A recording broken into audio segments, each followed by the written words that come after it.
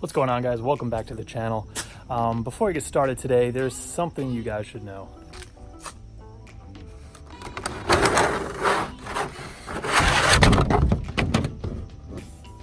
Yeah, my dashboard is kind of a lie. This is a cover. I kind of bought it by accident because I saw it on eBay for about 160 bucks and I thought it was a reproduction new dashboard, and all it is a plastic molded cover, which apparently fooled a lot of people because I was getting comments that my dashboard is incredibly clean, how does it have no cracks, all this stuff.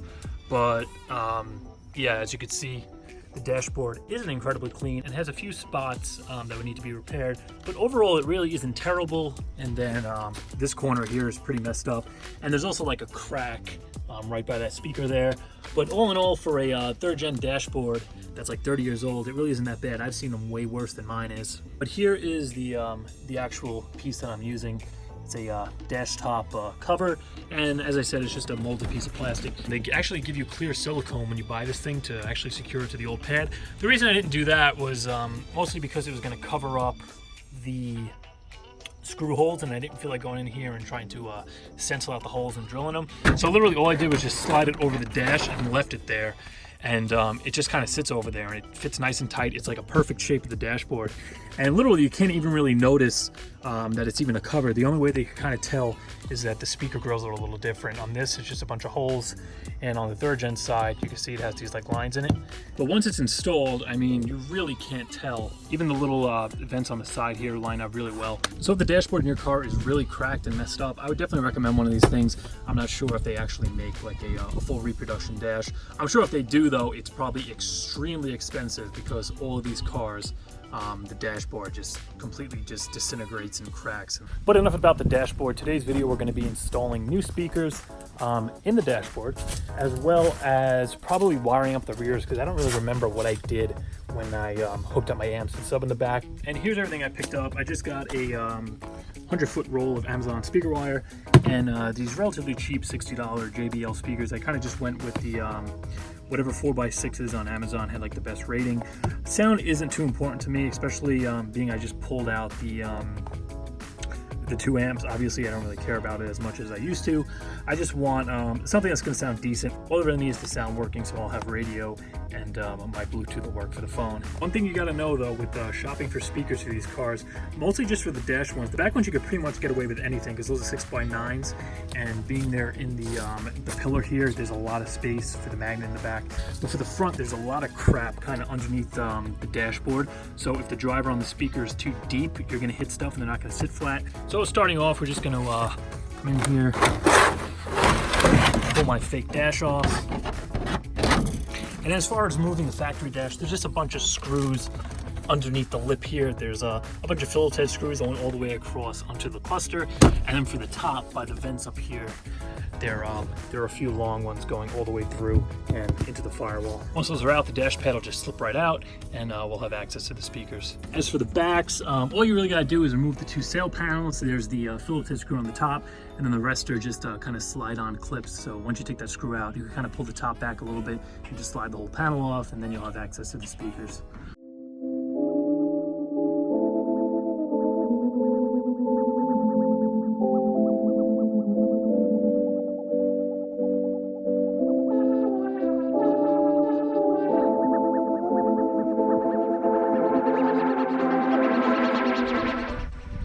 Alright, so just like that, the dash is off, and we have access to our speakers. Now, these I did change before.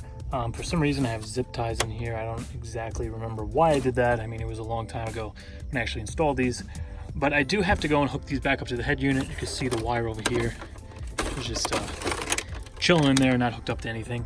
So I think what I'm going to do is pull these guys out. I'm going to test fit the new ones, make sure that they're actually going to fit in there, and go down far enough so the dash is going to slide back over. And then I'll go and pull the head unit out, and I got to see which wires are the front and rear, and I'll just run new ones from there along the edge here onto the carpet to the back, and then the dash will be easy. I just have to go from there right up inside the dash, so I don't have to really worry about hiding the wires too well.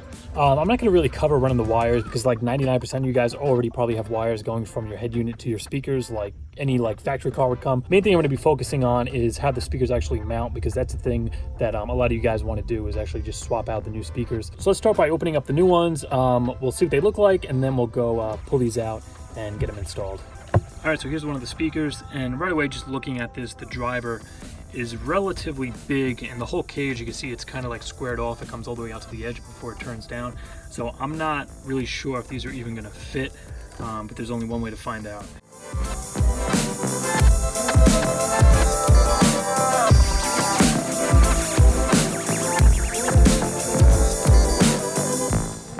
All right, so with both speakers out and hold them side by side, you can see there's a pretty big difference as far as size goes. This one that I'm putting in there now is a lot bigger as far as the driver's concerned, and this one is relatively puny. But the reason I went for something like this was just because of the clearance when mounting these. You really don't have that much space inside the dash. You can see here, there's literally there's plastic like right underneath where the speaker goes. So if the driver's going to stick down too far, they're not going to sit flat, and you're not going to be able to get the dashboard on. Same thing for the other side. On the other side, you have like the vents in there, the ductwork for the vents, and you can actually see my computer right over there. But while I have this thing off, you can also see where I welded the 92 brackets on when I did the dash swap. So when I did the 92 swap, I just, I believe I used an air chisel or a grinder, and I removed those tack welds, took the brackets off of the 92 car, and then just welded them in place of where my stock ones were. For this, it actually fits in here, which I can't believe. It's pretty much perfect. The mounting tabs line up relatively well. I'm not going to be able to get all the screws in here. It looks like I could probably get maybe 2 of them lined up. It's just a weird shape. That's why I think I had, I was using this like adapter plate to mount the thing down. So I had the speaker actually zip tied to the plate, and then the plate had enough holes in it where I was able to actually line them up with the factory hole on the dash. And then for the actual wiring, I'm just gonna solder the wires directly to the speaker. On the old ones, I have these little spade connectors on here, and whenever going over bumps or stuff, eventually they start getting loose. So this time I'm just going to go and solder the wires directly to the terminals, so I'm not gonna have to worry about that anymore. I'm just gonna leave enough slack so I'll be able to pull the speaker out far enough to cut the wires or desolder them if I ever have to remove them again. So right now I'm gonna go pull the head unit out. I'm gonna run the wires from the new speakers, get them bolted in, down to the head unit, then I'm going to go pull the trim off, run them to the back ones. I don't think I have to actually pull the sail panels off, just because I'm pretty sure I left the wires connected to the speakers, because I had them going directly from the speakers to the back of the car to the amps, because the amps were actually getting their input from the head unit RCA wires, so I didn't need the wires going from the speaker to the head unit anymore. So I'm just going to be repairing that connection.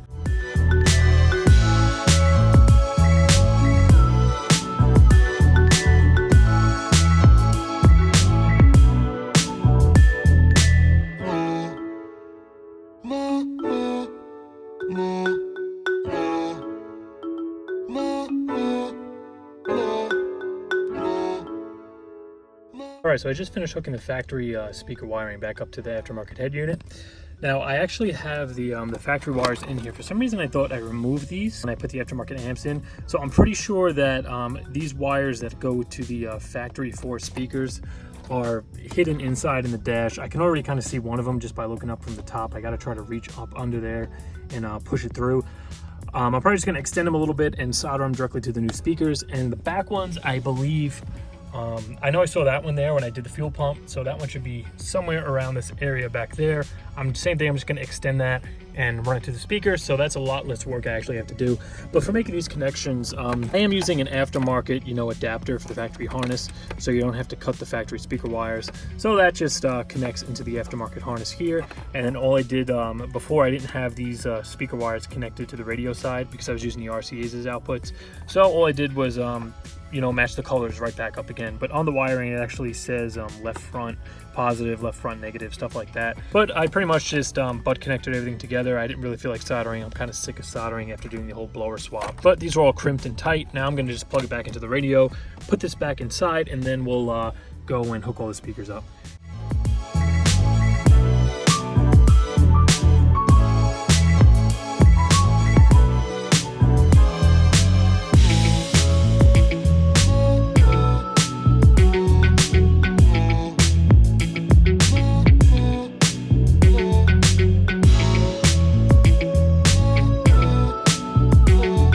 So the speakers are all in, everything's hooked up. I got the back ones hooked up, and I just ended up using 2 screws diagonally because those are the only holes that kind of lined up the best. This one's kind of covered. I can screw it in if I drill my own hole, but I think it's going to be fine with just 2, so I'm just going to leave it the way it is. Before I put this together and we test the speakers out, I just wanted to show you guys how I got my speedometer hooked up, because I get a lot of questions about that. And being I have a 92 cluster, it is an electronic speedometer, meaning it doesn't use a cable like the older years. So by swapping to the 92 dash, I don't have to get like a converter box for the cable. I just use this thing here to calibrate the signal. So basically there's just a wire coming off of the PSI harness that's meant for the speedometer, and that's supposed to go to the speedo wire in the cluster. So what this box does, it pretty much just intercepts the signal. This black wire here is coming off the PSI harness, and then this gray one here is what's actually going to the cluster. And then these buttons here allow you to change the signal. So you can just be driving down the highway, use like a GPS app on your phone just to see what your speed is, and then you just hit these up or down, and that's going to change the calibration and either bring the speed up or down. But as far as my speedo working, it hasn't worked for a few months now. It turns out it's this box, because with the key on, this thing's supposed to light up.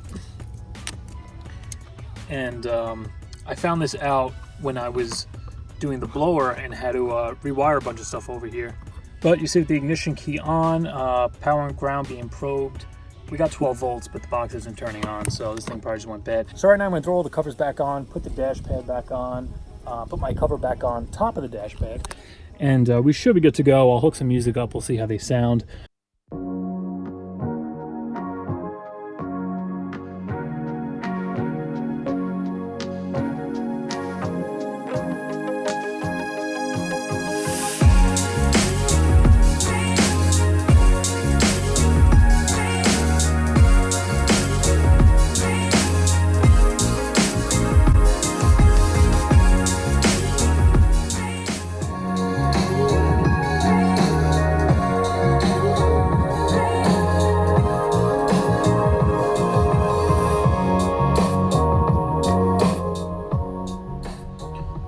So there we are, speakers are done. They sound really, really good. I'm surprised, being these are only like $60 speakers, but just looking at the ones that were in there, the ones I got now are way, way better. They're a lot stronger. I think the ones before were only like maybe $30 speakers. Still though, for 60 bucks, I'm really impressed. They have a good amount of low end too. Also, as I mentioned in my last video, coming up, next video after this one, I'm going to be doing a walkthrough on the cost of this whole project as far as the blower is. I'm not going to really get into like the LS swap, because I know a lot of you guys who are messaging me are already in the process of LS swapping your car, or it's already been done before. So pretty much as far as the blower, like all the stuff that I got, I'm going to give you guys part numbers so you can order the exact same stuff if you want. And I'm also going to do it so with only like the bare necessities to get the blower on the car and have it running. So like without the meth and all the additional stuff that you don't really need to do. I'm going to kind of make 2 configurations and link all the parts. So if you want to go that route, you could decide to do so, or if you want to do exactly what I did, you can do that as well. Oh, one more thing I just want to throw in there. The car is going to the track probably in a few weeks with the 10 volts. Not sure what's going to happen, but I do want to, try to get a mile per hour out of it. I'm really curious to see what it's going to actually do. And then later on in the year, not too long, maybe a month or so, the 10 bolt's leaving, so we're gonna have a replacement for that. It's in the works, it's on the way. I'm not gonna say anything about what it is yet. All I'm gonna say, it's a hell of a lot stronger than that piece of shit that's behind me. So definitely keep watching. I have a lot of good stuff coming. We're gonna be finishing this interior up. I'm gonna go do these door panels, show you guys how to recover them, as well as do a little vinyl wrapping inside the car. I want to take care of this gauge cluster, maybe dress the trim up around here a little bit. But that's gonna do it for this video. If you don't follow me on Instagram, please do that. Link is in the description. I'm always posting videos. Sometimes videos of the car running or driving around, as well as mostly pictures of the car. And a lot of times when I'm working on it, I post the progress, like when I was doing the sun visors, the headliner, stuff like that. So definitely go check that out. But as always, if you enjoyed this video, please be sure to like, comment, subscribe, and I'll see you next time. We've been spotted.